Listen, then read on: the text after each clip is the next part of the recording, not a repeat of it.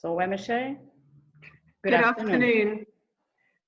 Good afternoon, good morning, and thank you for joining us today. Welcome at today's webinar about the ProTerra Standard. My name is Amish Bros, and in the next around 75 minutes, we will be talking about the version 4.1 of the ProTerra Standard, supply chain risk, and how to deal with these. And two of our members will share with you some experience with the market information about their companies and the implementation of ProTerra Standard. The webinar was organized together with Alice Korea. And before we start, I would like to inform you about some logistics of our webinar. So you have been put on mute so that we can avoid background noises disturbing the presentations. The webinar will be recorded, and the link together with the presentation will be shared after this webinar. And please do not hesitate to share your questions and ideas.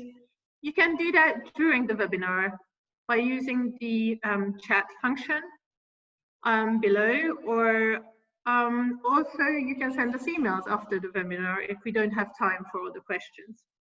What we will have is time slot for a Q&A at the end of the webinar.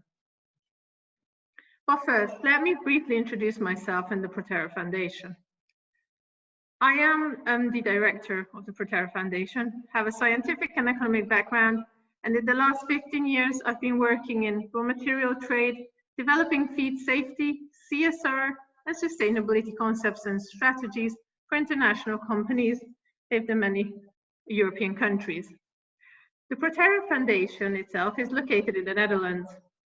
Its mission is to be a global network of businesses supporting more sustainable agricultural practices in the food and feed supply chains, and where relevant, the conversion to non-GM and full respect of workers and communities' dignity. We envisage a world where all businesses contribute to the protection of biodiversity by switching to sustainable production, conserving natural resources, and ensuring that local communities are treated with dignity and respect. The ProTerra Foundation is an organization that promotes sustainability at all levels of the feed and food production system. We own and continuously develop the ProTerra Standard, which is a global multi-crop sustainability non-GM standard that covers all crucial areas of responsible supply chains, such as economical, ecological, and social aspects. This slide briefly introduces you to the organization and governance of the ProTerra Foundation. The daily business of the ProTerra Foundation is managed by a secretariat with Alexia and myself, and directly supervised by the board of directors. Besides, the ProTerra Foundation has set up the Stakeholder Council as its advisory body. The Stakeholders Council is a governance body with strategic advisory role. It provides both the board of directors and the secretariat with recommendations and expert advice on specific topics that helps companies to embed their sustainability strategies and give consumers assurance of their work done through the implementation of the ProTerra Standard in the food and feed supply chain. A vital element to ensure the robustness of the ProTerra certification program is the Certification and Standard Committee, which is responsible, among others, for the periodical revision and update of the ProTerra Standard, the monitoring of certification bodies, the proper implementation of the ProTerra certification scheme, and the correct handling of compliance related to the implementation of the ProTerra certification scheme. But let me also present you some figures very quickly. This slide actually shows the countries we are active in, so both production countries and countries of destination where we have members of certification. Usually the main countries of destination are in Europe, as the biggest interest and market demand comes from Europe when it comes to sustainable products. Focusing at the moment, if we talk about volumes, Norway, Germany, Switzerland, and France. This presentation will be focusing mainly on soy, as this is our also biggest market. I think it's important and interesting for you to see what the volumes of ProTerra certified soy are actually. These are globally 3 to 3.5 million tons. This may change from year to year, but this is more or less the volumes we see stable in the last decade. A significantly growing area, however, is sugarcane, especially in South America. You can see that we have both GAP audits and certified companies. GAP audits mean that companies use a verification system and use the standard to see the gaps between the status quo and what they have to change and achieve to become certified. So who will be with you today? Myself, Amesha, and Alice will be introducing to you later on the technical details of the standard. She is a member of the Certification and Standards Committee and collaborates actually with ProTerra since 10 years now. She has a background in environmental engineering and more than 20 years experience with auditing, sustainability, health and safety issues. As I mentioned at the beginning, we will have two presenters we would like to welcome later on. One will be Patricia, who is the Sustainability Manager of CJ Selector. She will have a brief presentation after we have introduced the ProTerra Standard and supply chain risk. Patricia focuses her work on developing environmental strategies of CJ Selector, also responsible for environmental and social certification and regulatory affairs. One of the key areas CJ Selector is working on is how to reduce CO2 emissions. Her background is PhD in animal sciences, and she has a post-graduation in project management. After that, we will be listening to Nick, who is the Director of International Sales for Adamful in Ukraine. He has a very huge agricultural business experience and has worked in Eastern Europe for more than 15 years now. Recently, he's leading the development of a 5,000 head dairy business for an integrated Russian agribusiness group. And prior to this, he was responsible for developing a vegetable business in the Ukraine. So that will be very interesting because we have two very different regions that will be presented by our guest speakers today. So with this, I would like to give the word to Alice, who will explain us more about the requirements of the standard. Thank you, Emesh, and good morning, good afternoon to everyone that's participating today. In the next few slides, I'll try to give a brief overview of key aspects of ProTerra version 4.1 so that hopefully we can all have a general understanding about the standard and its main requirements. So in the slide, we can see all the principles that are considered under ProTerra. ProTerra is organized in a way that these principles have a set of criteria which deploy in a set of indicators. And these indicators are what in practice are checked during the certification audits. And because of the broad scope of the standard, in the sense that it can be applied to any crop in any part of the world, there are distinct levels of operations that exist under ProTerra. Beside each requirement is indicated what is the operation type that has to comply with that specific requirement. And when I say operation type or level, it refers to level 1 farms, level 2 industry, and level 3 level 2 transport, storage, and traders, and level 3 industrial processing. Can we go to the next slide, please? So here in this slide, you can see what I was referring to when I mentioned the levels. That's around these 3 groups ProTerra is organized. The standard is independently verified standard. So there's a certification body that does the verification audits. It's applicable, as I said before, to any agricultural commodity in any part of the globe and organized around these 3 levels. The next slide. So additionally, to the different levels, ProTerra can also be applicable to any raw material, soy, cane, to ingredients like lecithin, or to multi-product ingredients, such as a soy chocolate milk, for example. So, and the audit process itself can be accomplished in 2 basic approaches, which will impact the way that the organization and the audit, the way the organization of the audit and the way the organization that's seeking certification organizes its internal system. The next slide. So considering the 2 approaches I mentioned, one can either have each actor of the supply chain being subjected to individual certification. And so a product to be certified could be a product that all its ingredients are individually certified, or the organization seeking certification can implement control systems and monitor its supply chain to ensure that the relevant ProTerra indicators are met. Typically under ProTerra, the requirements, the sustainability requirements that exist, sorry, are also applicable to the supplier. And this last approach, where the supplier is implementing systems to control and monitor its supply chain, we'll generally be referring to as a management system approach.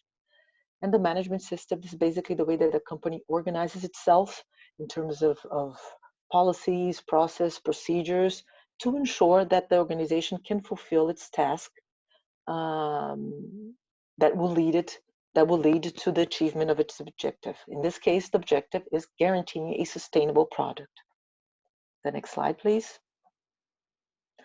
So focusing on this management system approach, from the certification audit perspective, it means that all the core or relevant suppliers, for example, in a soybean farm, is a core supplier for a soil processing industry that will be producing, for example, soy oil. So under this approach, these suppliers will also be visited to check compliance with applicable ProTerra requirements. So indirectly, one is verifying how efficient the management system of the organization that's seeking certification has been implemented. So this is the key aspects of ProTerra Standard. And it means that the industry must engage with the farms, train farmers, have internal audit process, etc., to ensure that all the requirements under ProTerra are met.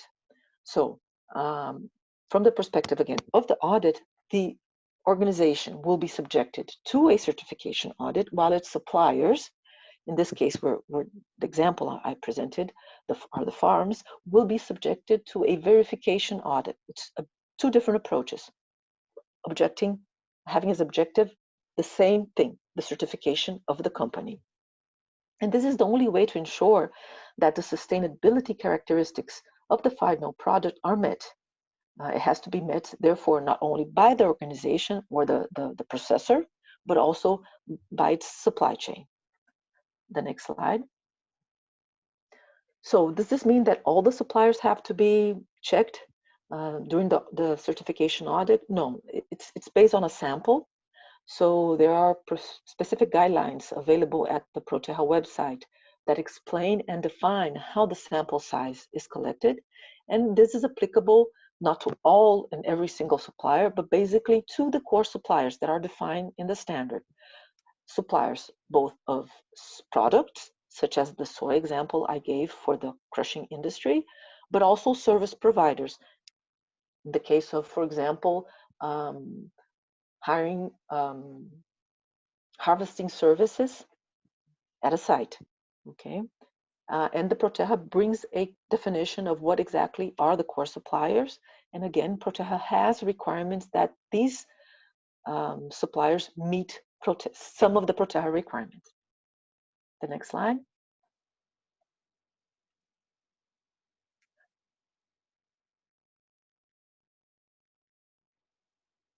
So here are the definitions that are present in ProTerra, where core service providers is a provider of essential services to the production, as I explained, harvesting labor, or a core supplier of input that is added to the formulation of the final product that will be ProTerra certified.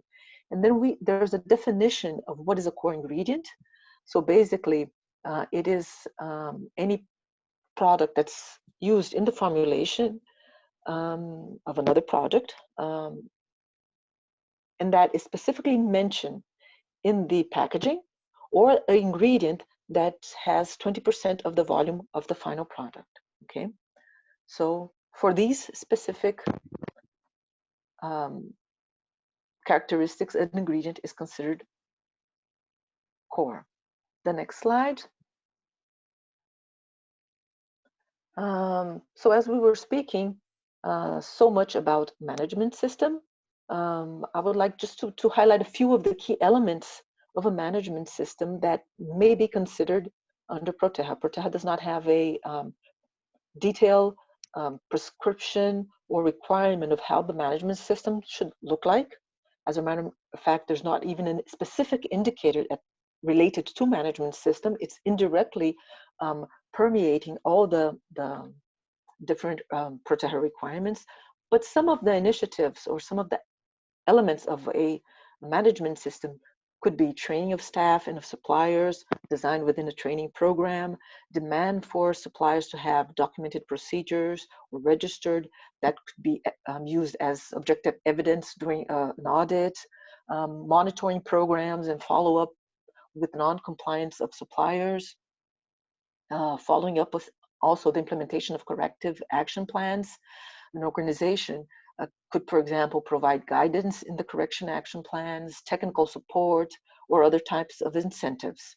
And also finally, contractual clauses requiring compliance with specific aspects of ProTerra. So with these, I would like to pass the word back to Emish, please. Lovely. Thank you so much, Elise. So now briefly, why is actually certification needed? Why are we talking about this all? Well, companies face an increasing number of risks they have to deal with within their supply chain. Just to mention a few examples, this can be such as land grabbing, social inequities, pesticide usage, land conversion, including deforestation, which is a very recently hot topic nowadays. So it's a hidden product, and unfortunately often connected to the issues I just listed. On certification, it can be a part of the solution. But however, private initiatives are crucial, but governmental regulations are also needed to support our daily work. Because at the moment, if we look at the global level of certification, only 3% of the global soy production is deforestation-free certified, and only 6% has some kind of certification. Land areas converted after 2008, may it be for human intervention or natural causes, are not eligible for ProTerra certification. Through georeferencing, satellite imagery, and public information, we can ensure that the products we purchase are coming from areas that haven't been cleared. The ProTerra Standard focuses on all the important challenges faced by companies in the food and feed supply chains, particularly those dependent on agricultural commodities. This enables real action to create social, environmental, and economic benefits for everyone. We understand the standard as a comprehensive one and a powerful tool to differentiate from non-sustainable producers and to help manage risks. But where is actually soy hidden? Well, we can simply say that it's everywhere. It's in our meat, dairy, egg supply chains, fish. So this is also a reason why it has become such a center of attention in the last couple of years. And also in Europe, we can see a very active development on the legislation level. I would like to highlight that the complexity is really high and also offers challenges and creates challenges for companies that export or import within or to the European Union. Because labeling or regulations on, for example, GM content may differ in every country. So the EU is working on initiatives to make claims, for example, more reliable and comparable as well. An important example is the PEF development. The PEF is aiming at the harmonized communication of the management and measurement of environmental performance within a product range, to create a common methodology and to avoid competition on measurement rules. Environmental footprint is becoming a hot topic in several countries, not only in Europe, because we feel and see the consequences of global warming every day. So the PEF aims to create a methodology, a unified methodology for measuring environmental performance of feed and food production, and harmonize rules to create and to define what to measure and how to ensure the quality and the modeling of the data for the different impact categories and different product categories within animal feed. Another important element is GM. We have seen that with the new technologies, this debate has been intensified as well. The Principle 5 in the ProTerra Standard states that genetically modified organisms, briefly GMOs, and their byproducts must not be used in the production of ProTerra certified products. As an outcome of a public consultation, gene modification, recombinant DNA technologies, transgenic technologies, and DNA editing technologies have been included in the definition of GM within the standard, including specific reference to CRIS and Cas9. So what are actually the benefits that we hear about around GMs? These can be resistance to viruses, herbicide tolerance, insect resistance, or tolerance to atmospheric stress, such as extreme temperatures, salinity, droughts, and floods. And proponents predicted that genetic engineering would increase yields in the fields. However, we have not seen this confirmed in the last decades. And hunger and malnutrition are issues that often require additional social and political strategies. So what can be the risk?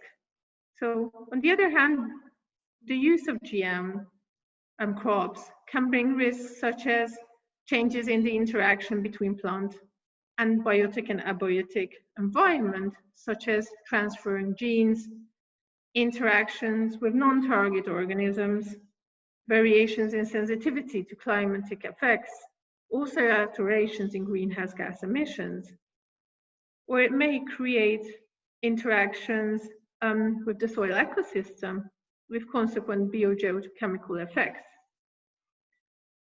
We see and hear risk of harm to human or animal health that are under research, such as toxicological effects, allergies, or changes in the nutritional values. In addition, once genetically modified plants have been introduced, they often cannot be retrieved. They can actively spread, be multiplied, or passed on to other organisms and influence each other. We've all causing largely unexplored consequences for the environment, animals, and people. The newly genetically modified crops have to be checked for harmlessness to humans, animals, and the environment before they can be approved. There is an intense debate going on whether the current regulations for risk assessments are efficient. This slide shows you the huge increase of GM crops in Brazil since the introduction of GM. We see that today more than 94% of the cotton and 93% of the soybeans are actually GM crops. And now we would like to talk about briefly the technicalities and details of auditing. So I would like to pass the word back to Elise. Thank you. Yeah, thank you, Amish. So in the next few slides, we will try to see some of the aspects or the issues that the auditor will be looking at when doing a certification audit at an organization. The list that will be presented is not itself exhaustive. Normally, the auditor will follow what is called an audit trail. So one question, one situation, one finding leads to another. And eventually, new documents or new evidence are required to really understand the situation or what's being seen. So we will start presenting some of the topics that are checked by auditors while trying to understand the GMO risk during an audit. And so, for example, when you think of agricultural production, the auditor would be asking for seed and propagation material information, such as purchase invoices, record of propagation materials, information about what was planted in what plot in what area, crop production volumes, etc. Analytical reports, immunologically based screening using strip tests, PCR analysis. These are fundamental to confirm or not the presence of GMO. Commercialization invoice, and more important, everything is cross-checked. So if you were reporting that you've purchased a determined amount of seeds, and then your production record are much higher than whatever could be expected, and in terms considering typical productivity levels or the climate condition during that growing season, etc. So everything is cross-checked to see if there's consistency between the information. Example of records for a warehouse, for example, we would have all the reception records, what's coming in, weight, vehicle number list, the farm it's coming from, and then you can again cross-check that with the information from the farm, for example. All the storage records, what is in what silo, warehouse, etc. So this is the type of information, for example, for agricultural production and warehouse. The next slide, we also see examples of production records that would be considered for a production facility, where you have, again, reception records and then cross-checking that back with the trucks that have entered the site, scale registers, volumes, and things like that, processing records, production records, again, cross-checking consistency with what is incoming, are the informations that are available at the plant, considering mass balance, and shipment records of final product. Mass balance under ProTerra is defined as a system to control the input quantities and equivalent output of certified material. Of course, there's a conversion relationship there. It's not a direct, everything that's incoming is an equivalent to an output. And for agricultural crops without GMO variety or GMO risk of contamination, the mass balance under ProTerra will allow for physical mixing of certified and non-certified materials. Okay, the next slide.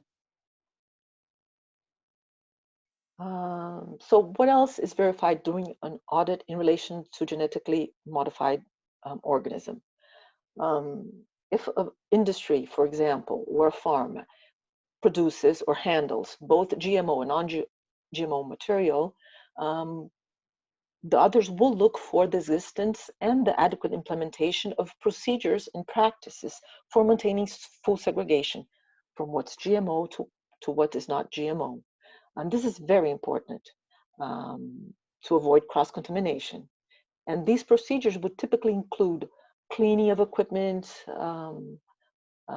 cleaning or dedicated structures just for non-GMO materials and things like that. Okay, this is an important requirement of ProTerra.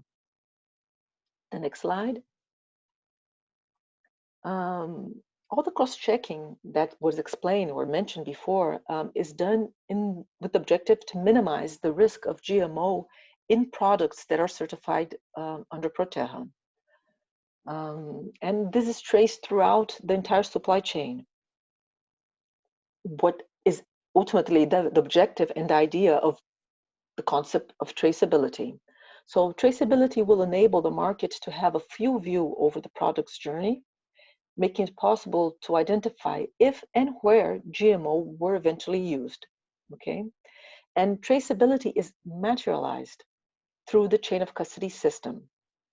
The chain of custody itself refers to a paper trail that records the sequence of custody, and it controls the transference of the material from the farm to the transporter, from the transporter to the intermediate storage operator, and then finally until it arrives at the processing unit, and then from the processing unit, how it's distributed for final commercialization, for example.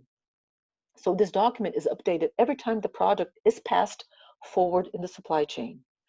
ProTerra requires that the certified organization maintain this paper trail of the product's journey, and this is also checked during the certification audit. Not only the paper itself, of course, but all the cross-checked with all the other evidence, if numbers and amounts make sense in terms of the history of the product since it left, or the raw materials since they left the farm. The chain of custody, such as this one that is required by ProTerra, brings the identities of all the economic operators in the chain of custody, and each with a unique lot number of the product that's passing on until it reaches its final destination. Traceability and certificate of compliance, the ProTerra TCCs, is what's used as the primary means of record keeping within the ProTerra documentation related to the chain of custody system. And this document also demonstrates the importance of working together over a good relationship between the industry that's processing and its core supplier. And again, this enforces the importance of a sound management system approach. Okay, the next slide. So now we're going to talk about a different risk. It's the pesticide risk. And under ProTerra, this includes a ban to pesticides, those listed under the World Health Organization Class 1A, 1B list, the Rotterdam Convention, and the Stockholm Convention. These are forbidden under ProTerra, as well as any other pesticide that is forbidden locally in the country where the raw material is produced. And ProTerra provides a list of chemicals that are banned. This is in the Appendix C of the standard. And also ProTerra is currently working on a list of commercial names of banned products that will be made available as soon as this is completed in the ProTerra website. And the intention is to help easily identify what are the banned pesticides under the ProTerra scheme. The next slide. Well, additionally to the ban, ProTerra also has a set of requirements focusing in minimizing the risk of pesticides, of the presence of pesticides, and those are listed under ProTerra Principle 9, Adoption of Good Agricultural Practice. There's a full set of requirements related to the reduction of toxic and polluting materials. So there's a movement within ProTerra Standard of the reducing the use of pesticides in general.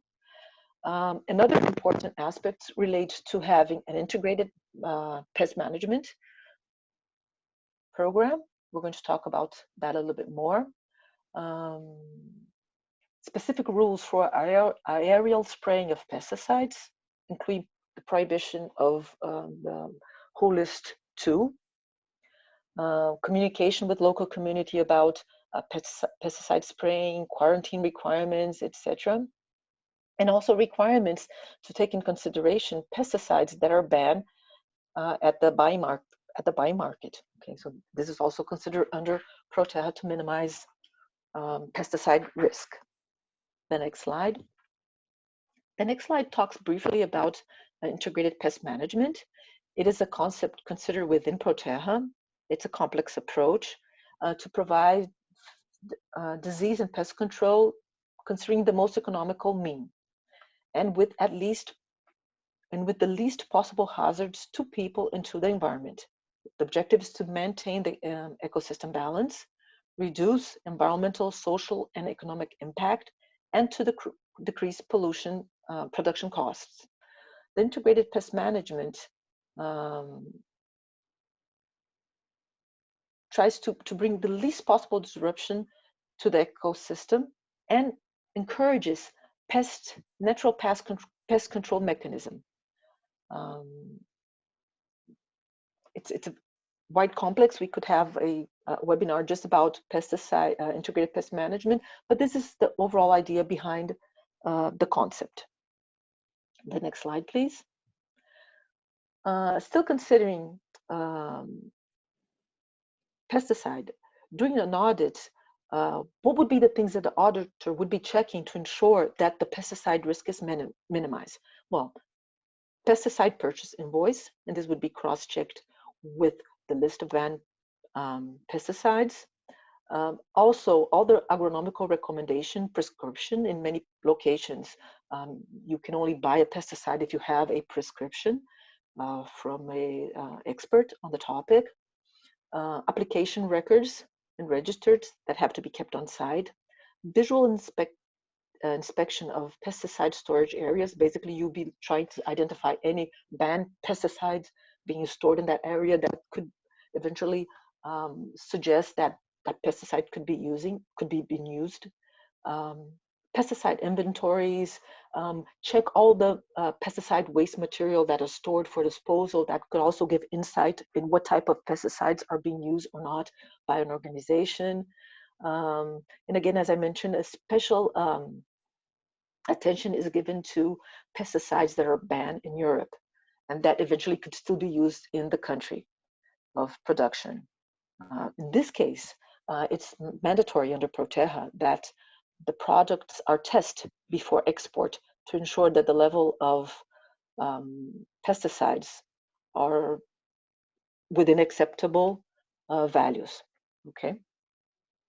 The next slide. Well, the next slide we'll start talking about another risk that we have, that is land conversion. Deforestation, basically, it's something that is a big concern that we see in the marketplace related to agricultural products. And how is this minimized under ProTerra?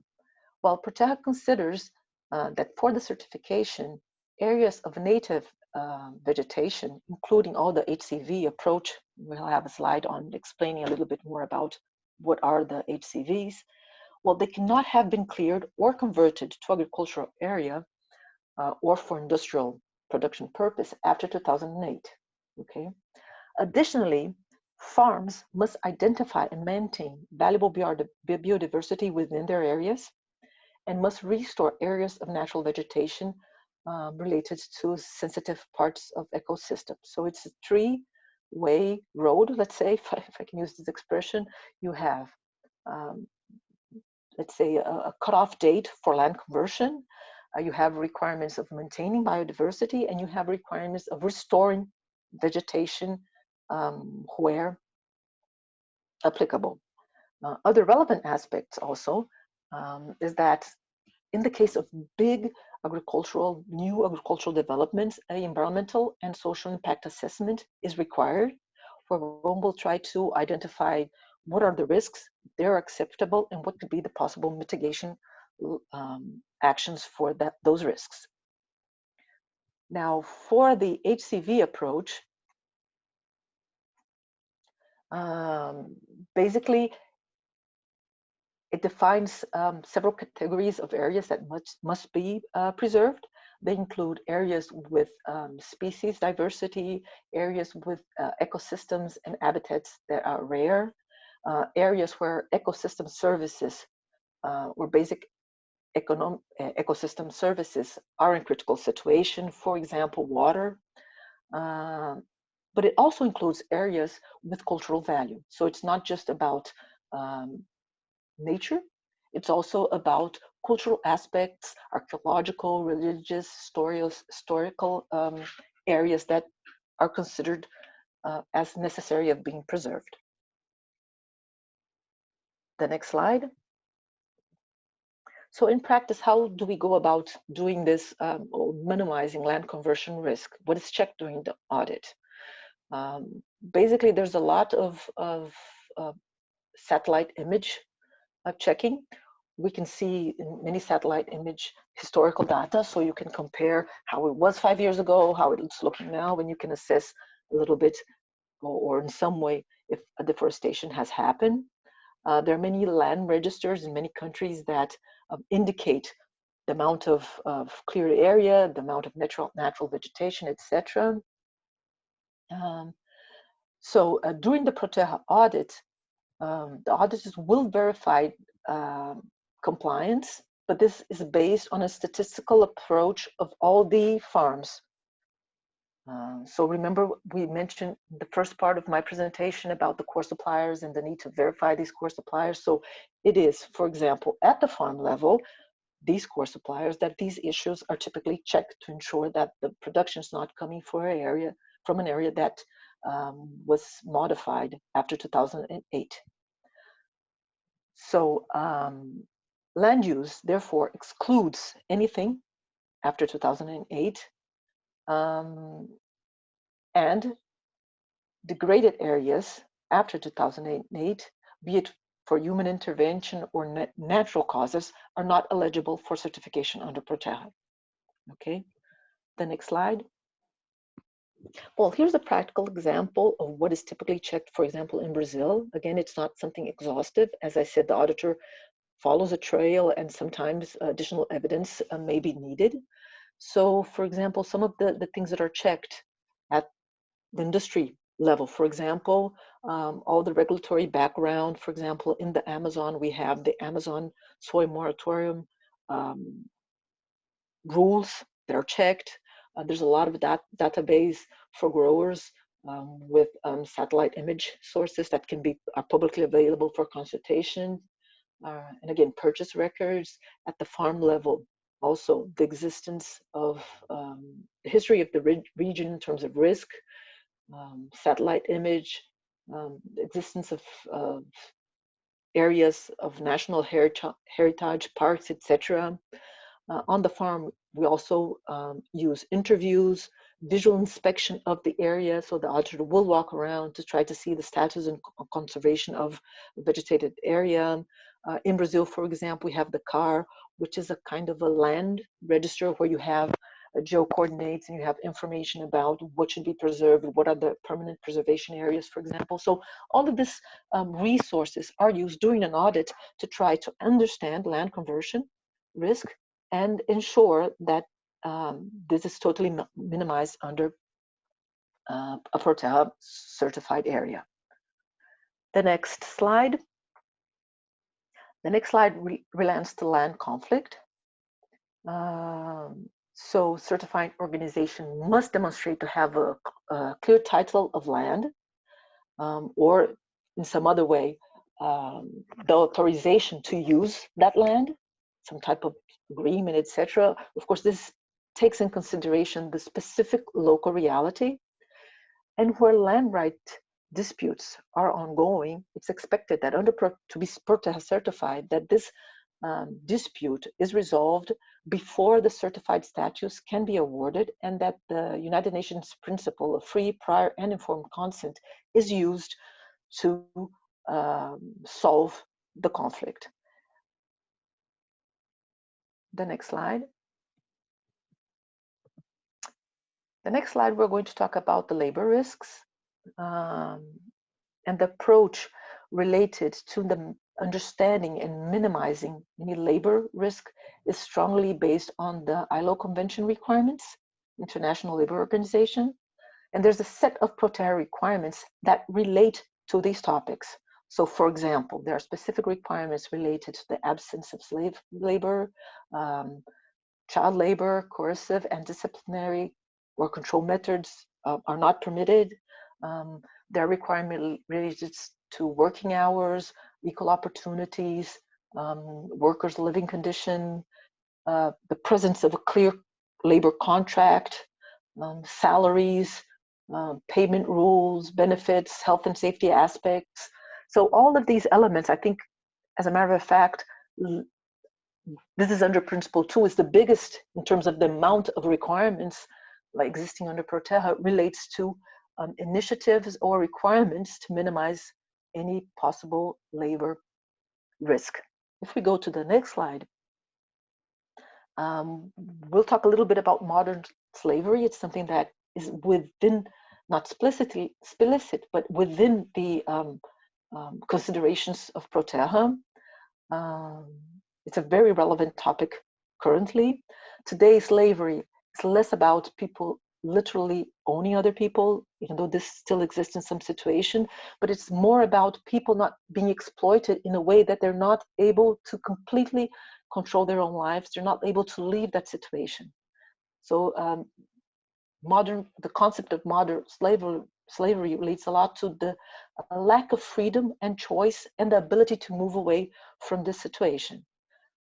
For example, people working with trafficking of other people, normally they use coercion, they use economic exploitation, they confiscate, for example, the victim's passport, they withhold wages, and all of this creates circumstances that do not allow a person to leave that work, the place where the person is. So the most recent ILO report from 2016 estimates that around 40.3 million people were at that time victim of modern slavery.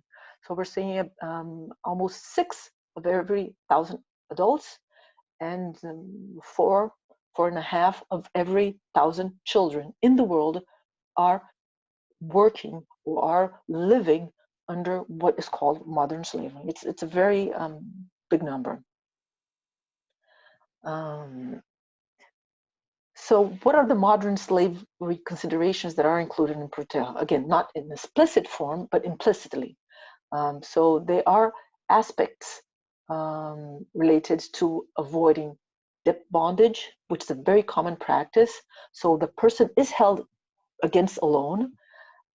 So in this regard, for example, workers under ProTerra should have appropriate, fairly priced housing, food, water.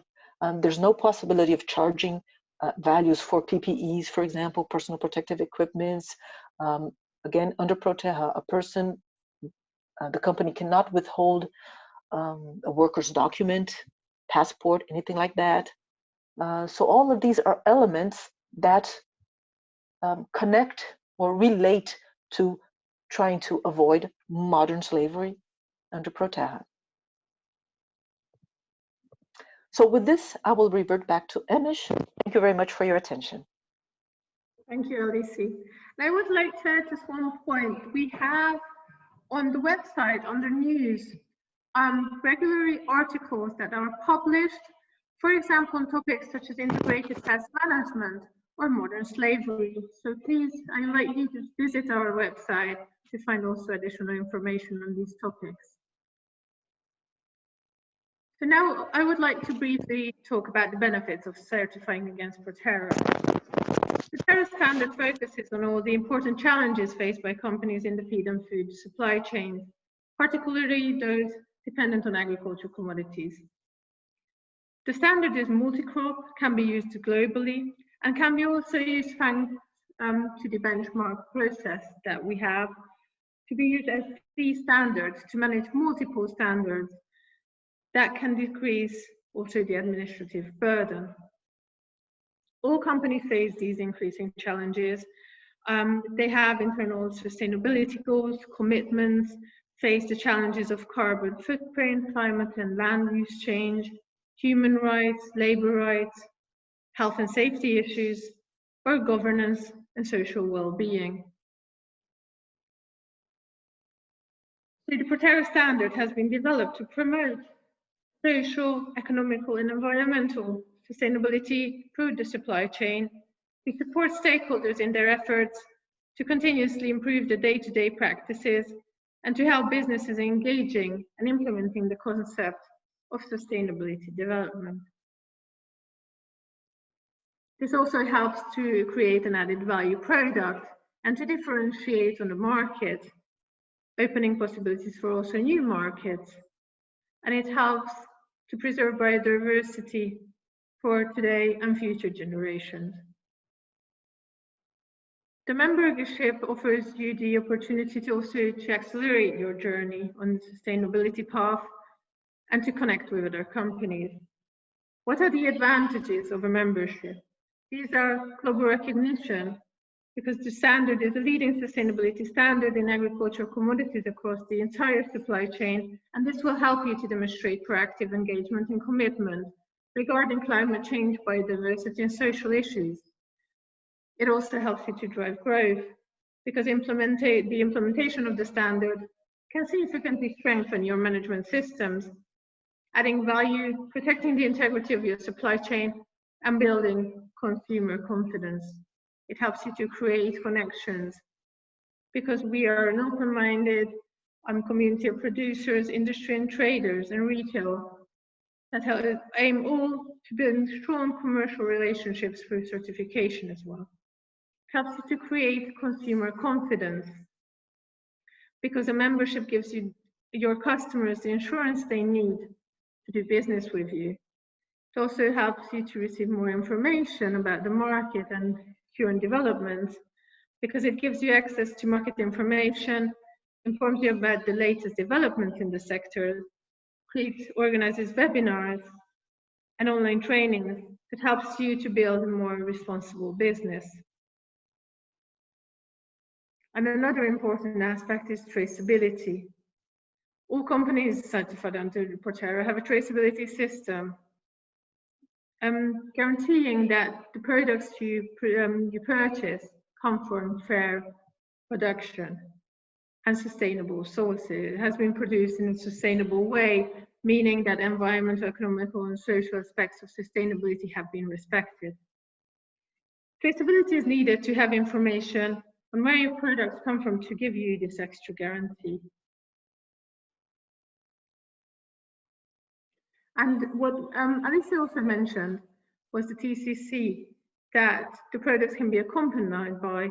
That is the abbreviation for Traceability Certificate Compliance that is used within our system to guarantee the traceability of the products, and also the details, contains the details that Alicia was talking about before. Labeling may be also very important when it comes to marketing. We have created the guidelines and requirements for the use of our logos and seals. This can be also downloaded from our website. The guideline contains comprehensive rules that govern the use of ProTerra logos, both in B2B, so business to business transactions, and then consumer products, B2C. With this, I would like to pass on the word to our guest speakers, starting with Patricia, who will be explaining and telling you more about also the practical experience with ProTerra certification. So Patricia, thank you for being with us today, and the floor is yours. Hi, thank you, Amish. Can you hear me? Yes. Okay, good afternoon. Thanks for the opportunity and congratulations for the initiative. I'm here to tell you about our sustainability strategy for 2020-2022 and about our positive experience with ProTerra certification. Right? Next. CJ Selecta is a South Korean company with over 35 years of experience in agribusiness. It's a soybean crushing industry with a crushing capacity of 710,000 tons per year. Almost 50% of CJ Select volume is ProTerra certified. Our products are soy protein concentrate, SPC, refined oil, husk, lecithin, tocopherols, soy molasses, and soy-based fertilizers. We have several certifications, and our core business is to provide SPC to aqua feed, salmon feeds mainly, and young animals, for example, piglets, broilers, and pet food. Most of our volume is exported to Europe. Next, please. This is our plant, our industrial facility located in Minas Gerais state. Next. Please, next. Yeah. In the left, the map shows the, sorry, can you back one, please? That's right. Thank you. In the left map, it shows the Cerrado in orange and our plant localization. In the right, we can see the Brazilian biomes and the states. The map shows in the light green the Cerrado biome, and the GO means the Goiás states. The MG means the Minas Gerais states, and the MT means the Mato Grosso state. Mato Grosso, Goiás, and Minas Gerais are the place where CJ Selecta originates the soybean. The red circle shows where our factory is located. So it's surrounded by soy suppliers. Next, please. Here is the CJ Selecta soy origination scenario in the last year. There is the percentage of soy in each biome. Almost 6% of our soy comes from Cerrado biome. In the right, the picture shows the percentage per state. Almost 50% of soy comes from Mato Grosso, followed by 39% from Minas Gerais and 13% from Goiás state. Next. Here is the Brazilian soy production numbers along the years. The official estimate of production for 2020 and 2021 crop season is about 131 million metric tons. The orange bar represents the GMO production. It's about 128 million tons. And the gray bar shows the non-GMO production expectation for the next crop of 2.7 million tons. We see there is a significant reduction of non-GMO production in the recent years. It happens because prices are not adequately rewarded in some markets. There is a lack of incentives to the farmers, commercially speaking. And the non-GMO premium price are not attractive enough for the farmers. To overcome this issue, CJ Selecta implemented a seed program to encourage farmers to plant non-GMO seeds.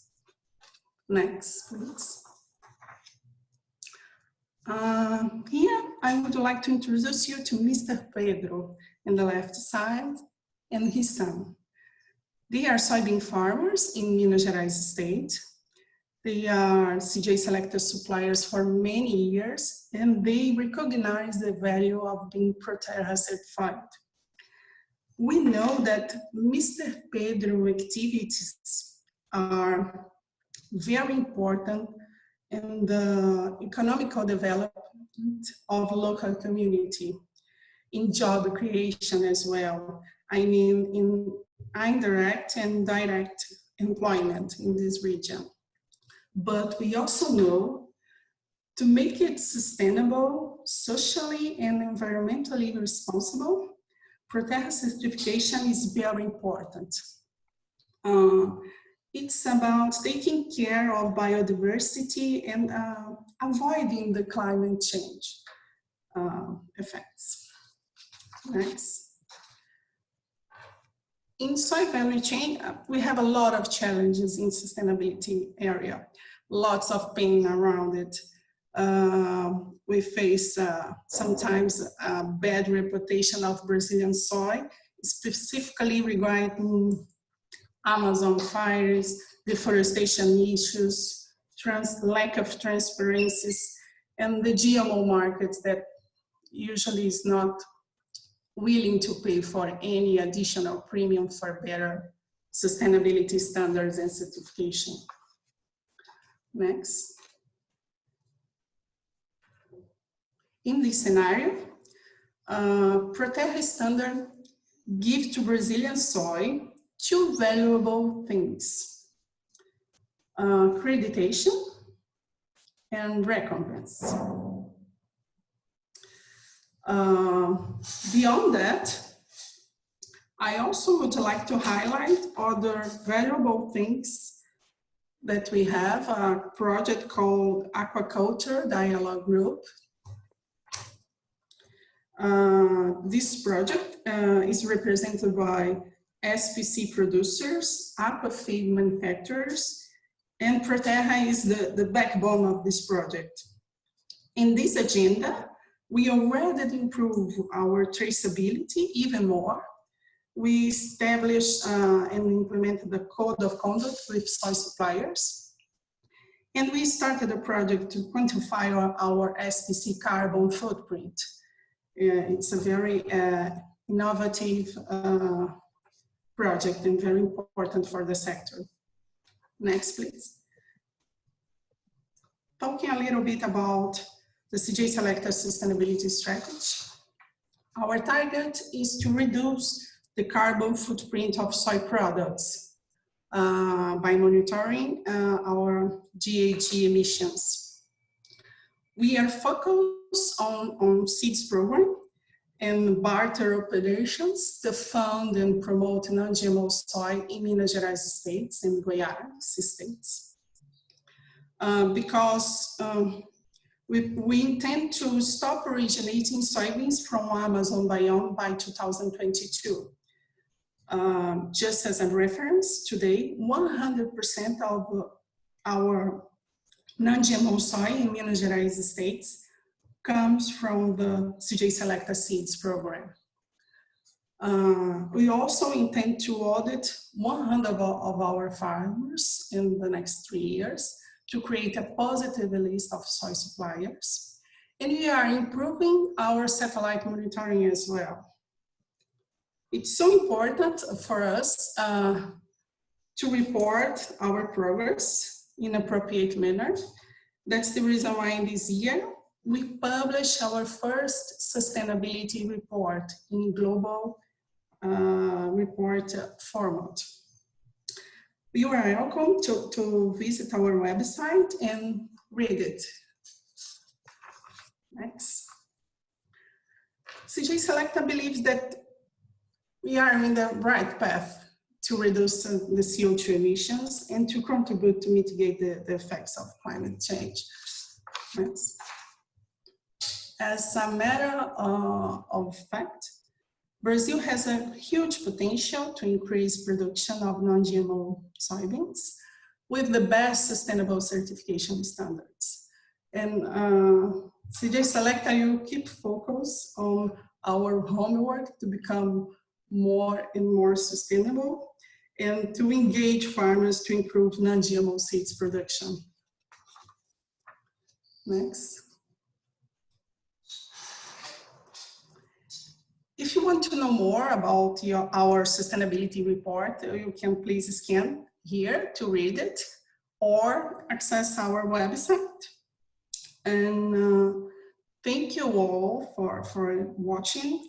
I'm available anytime to clarify any doubts or to answer any questions. And thanks again for the opportunity. I give the floor back to you, Anish. Thank you. Lovely. Thank you so much. Thank you. This is also a great example how to improve local community support and give market access through certification and in implementing sustainability practices. Now I would like to pass the word on to Nick from a very far from Brazil reality from Ukraine. Nick, the floor is yours. Thank you. Thank you. So I'm going to talk a little bit, first of all, about our company, give you a brief introduction. So ATK Group is a Ukrainian agribusiness group, which has been around for about 20 years. We started our business in farming, and then we expanded into storage, trading, distribution of inputs. And since 2018, we have been operating a non-GM soybean crusher, and we've been running it at about 200,000 tons a year of processing. As you may know, Ukraine is, in fact, like Brazil, a country which produces both GM and non-GM soybeans. And so for us, one of the key considerations when we entered crushing was to ensure that we were able to avoid contamination. And so we have done this by taking a decision to avoid crushing any GM soybeans, and also by ensuring that we're able to control the entire supply chain. So we have our own seed selection program, we have our own seed reproduction plants, which we use to supply ourselves and other farmers. We have our own operations on 80,000 hectares.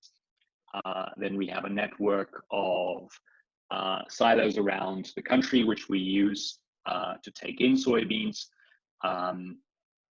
We crush in Western Ukraine. We have our own logistics division with 500 rail cars, and we use these to transport 90% of our output to a terminal across the border in Poland, from which we service our customers in Poland, Germany, and beyond. Next slide, please. On the certification front, we are very pleased to be a part of the ProTerra program. What we're seeing, we've only been a part of the program for a year now, but we're seeing very steadily increasing demand from our customers for ProTerra certification. In terms of managing the certification process, we've seen that Ukrainian farmers, many of them are perhaps not familiar with the requirements of certification, but with support and explanation, we're able to ensure that they're able to comply and participate in the audits for ProTerra certification. Next slide, please. I want to talk a little bit about the market and the market outlook now. In terms of the European market, where we're focused, the European non-GM soybean products market, we're seeing EU production of soybeans this year as being stable at around 2.7 million tons. Serbia, being a large producer outside the EU, they're adding another 800,000 tons to the total, fairly similar, slightly up on last year.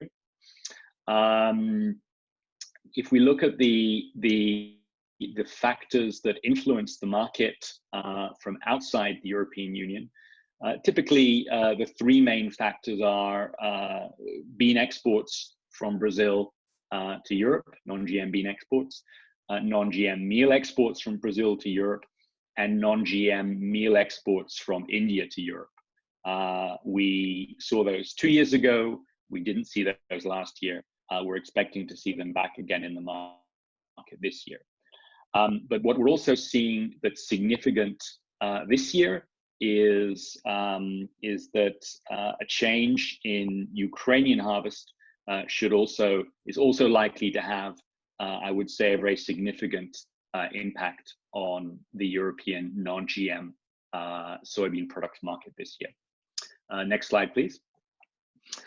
So what are we seeing in Ukraine at the moment? The harvest is currently underway. It's roughly 40% complete. The planted area this year, according to official statistics, is already down by about 15% to 1.34 million hectares. And according to the official data, we have also seen that yields are down about 15% compared to last year. If we take these two data points, that implies that Ukraine's harvest this year will be 2.7 million tons, which would be down 1 million tons on last year. This is both GM and non-GM soybeans. But we have to look beyond that to understand the full picture. And we see in Ukraine a lot of unofficial soybean production. Certainly we saw that as being a significant factor in last year's market. So just to give you some data, if we look at the bean exports from Ukraine, last year was 2.6 million tons. The processing levels can be inferred from the soybean oil exports and the soybean meal exports. And we estimate processing at about 2 million tons. And in terms of stocks, their impact is minimal. We think that last season the country started with stocks of about 200,000 tons, but roughly a similar amount of soybeans are required to be retained for a seed material for the next season. So overall, we're talking about total supply of 4.6 to 4.7 million tons, which is 1 million tons in excess of the official harvest figure. So we consider that those 1 million tons are largely unofficial, undocumented soybean growing by Ukrainian farmers. In terms of why this is happening, there was so-called soybean amendments, which were changes to the tax regime under which all buyers of soybeans from Ukrainian farmers who then exported those were able to reclaim VAT. That was suspended for a part of last season. And that meant that traders, they were no longer able to reclaim the VAT. They no longer had an incentive to acquire the soybeans officially. The other side of the coin being the farmers themselves, faced with these tax changes, this pushed down the price of soybeans. Market estimates suggest that the impact was at least 10%, probably more, on the prices of soybeans. And therefore, the farmers were being squeezed. They looked at basically selling goods unofficially in order to avoid having to pay VAT themselves. So if we then take into account this 1 million tons of unofficial growing in Ukraine, what does that imply for this year? Well, when we look at our fields, our yields this year in Western Ukraine, we've seen yields down by about 30%. And in Southern Ukraine, where the dry weather has had a particularly big impact, we've seen cases where yields have been down about 50%. So the impact of the dry weather on the Ukrainian harvest is very significant. And we think it makes sense to assume an overall reduction in yields across Ukraine of about 30%. If we then apply this across both the official growing and the unofficial growing, we then see a reduction in Ukrainian supply this year of about 1.5 million tons. I remind you again, this is both GM and non-GM. If we go back to the original question of, well, how will this affect the non-GM market? We expect to see, it's hard for us to know for sure. We see the non-GM segment as being, or being last season at about 1 million tons, perhaps slightly more. So very much a minority of overall Ukrainian production, perhaps 25%. And so we see a reduction in that of probably likely to be in the region of 30% this year, which implies a volume reduction of about 300,000 tons. Could be more, could be a bit less, but that's basically the equivalent. That is almost the equivalent, I would say, of the Indian supply of soybean meal to Europe 2 seasons ago. So we expect that reduction in supply to have a significant impact on the European non-GM soybean product market this year. Thank you very much for your attention. Lovely, thank you so much, Nick.